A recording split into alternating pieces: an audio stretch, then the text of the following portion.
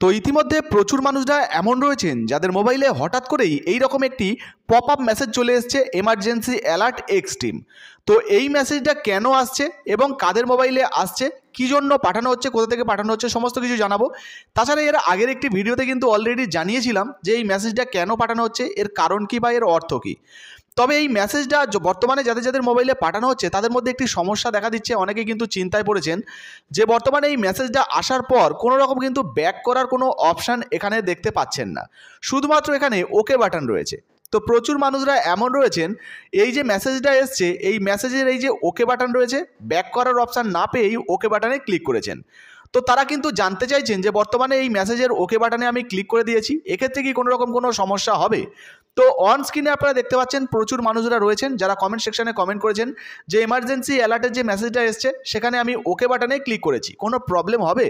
তো এক্ষেত্রে আপনাদেরকে জানাবো এই যে মেসেজটা এসছে এই মেসেজটা এলে যদি আপনি এই ওকে বাটনে ক্লিক করেন সেক্ষেত্রে কোনো রকম কোনো সমস্যা হবে কি না।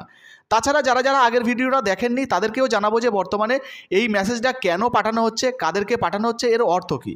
তো চলুন সর্বপ্রথম যারা আগের ভিডিওটা দেখেননি তাদেরকে জানিয়ে দিই যে এই মেসেজটা কাদেরকে পাঠানো হচ্ছে, এর অর্থ কী, এবং সেই সঙ্গে তারপর জানাবো যে বর্তমানে আপনি যদি ওকে বাটনে ক্লিক করেন সেক্ষেত্রে কোনো সমস্যা হবে কি না।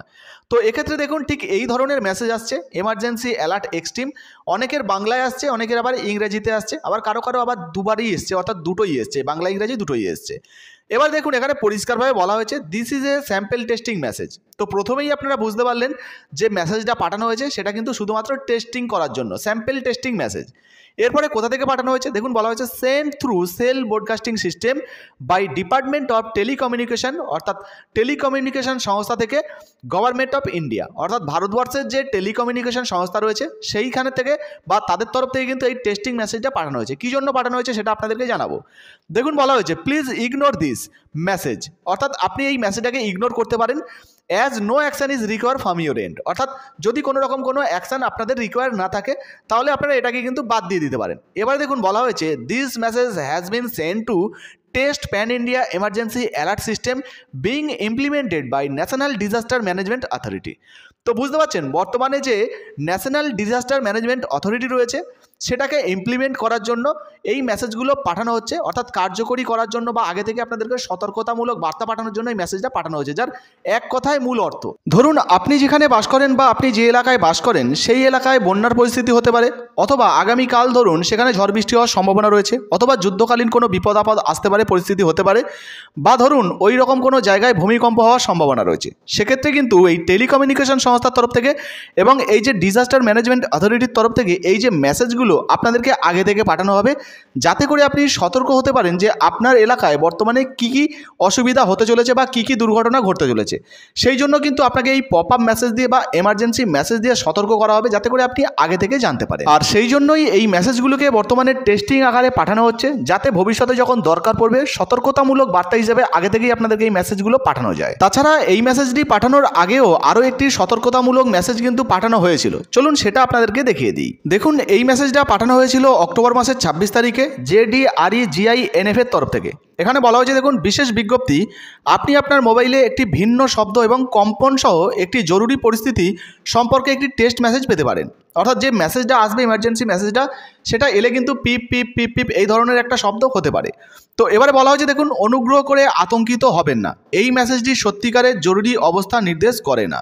অর্থাৎ আগেই আপনাদেরকে বলেছি যদি কোনো রকম জরুরি পরিস্থিতি বা এমার্জেন্সি হয় সেক্ষেত্রে এই ধরনের মেসেজ আসবে, আর তার টেস্টিং কিন্তু এটা চলছে। এখানে পরিষ্কার বলা হয়েছে এই মেসেজটি কিন্তু একটি পরিকল্পিত ট্রায়াল প্রক্রিয়ার অংশ হিসাবে জাতীয় দুর্যোগ ব্যবস্থাপনা কর্তৃপক্ষের সহযোগিতায় ভারত সরকারের টেলিকমিউনিকেশন বিভাগ দ্বারা পাঠানো হচ্ছে। তো বুঝতে পারছেন এখানে কিন্তু আতঙ্কিত হওয়ার কোনো কারণ নেই, ভারত সরকারের তরফ থেকে এই মেসেজটা পাঠানো হচ্ছে যাতে করে ভবিষ্যতে কোনো রকম কোনো বিপদ হওয়ার আগেই আপনাদেরকে মেসেজের মাধ্যমে সতর্ক করা যায়।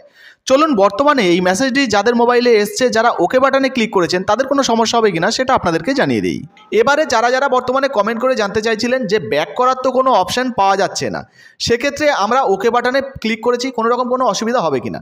সর্বপ্রথম আপনাদেরকে জানিয়ে দিই এখানে দেখুন পরিষ্কারভাবে বলা হয়েছে যে এই মেসেজ যেটা পাঠানো হয়েছে এটা কিন্তু গভর্নমেন্ট অফ ইন্ডিয়ার তরফ থেকে পাঠানো হয়েছে এবং টেলিকমিউনিকেশন যে সংস্থা ভারত সরকারের সেখান থেকে পাঠানো হয়েছে, অর্থাৎ এর ক্ষেত্রে কিন্তু কোনোরকম কোনো সমস্যা আশা করি আপনাদের হবে না। এক্ষেত্রে দুটো অপশান থাকে মেসেজটাকে নীল করার জন্য বা মেসেজটাকে সরিয়ে দেওয়ার জন্য। প্রথমত আপনি চাইলে মোবাইলটাকে সুইচ অফ করে সুইচ অন করতে পারেন, সেক্ষেত্রে আপনার এই মেসেজটা চলে যাওয়ার সম্ভাবনা রয়েছে। অথবা আপনি আপনার মোবাইলটাকে রিস্টার্ট করতে পারেন, সেক্ষেত্রেও কিন্তু আপনার এই মেসেজটা চলে যাওয়ার সম্ভাবনা রয়েছে। এবং যদি আপনি সেটা না করেন, ওকে বাটনে ক্লিক করেন, সেক্ষেত্রেও কিন্তু আপনার এই যে মেসেজটা এটা কিন্তু চলে যাবে।